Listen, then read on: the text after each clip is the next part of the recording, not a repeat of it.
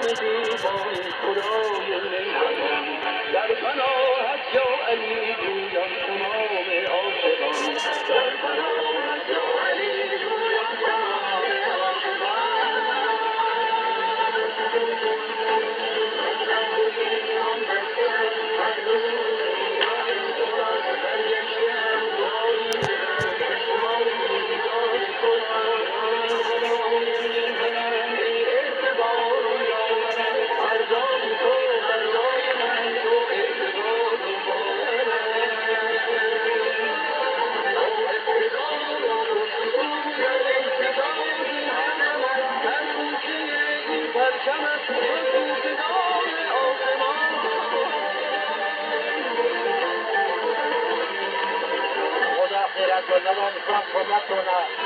از سپاه پسی تمام مردم ایران یک پارچه در زمان سختی کنار همدیگه ایستاده.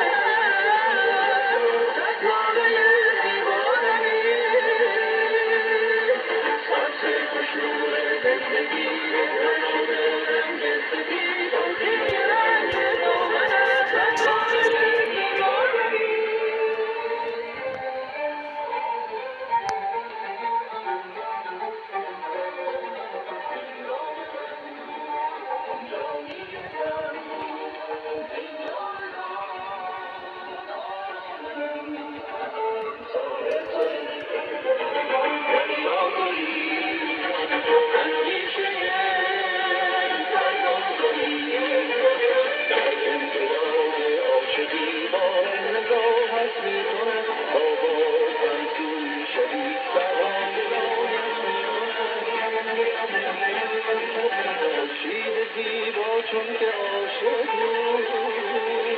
در باغ و گلهای او می‌پاشی این پرچمی را که به دستم داد در آسمان کشورم سایی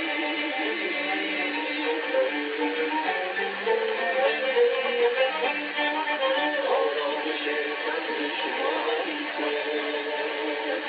موج خزر در آشیان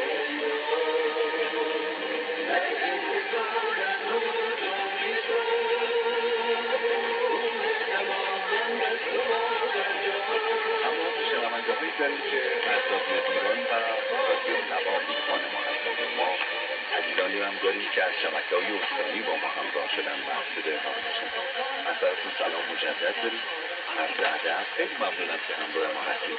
براتون از ته قلب، از صمیم قلب آرزوی سلامتی داریم و امیدواریم که حالتون خوب باشه و حالتون رو به راه باشه. الهی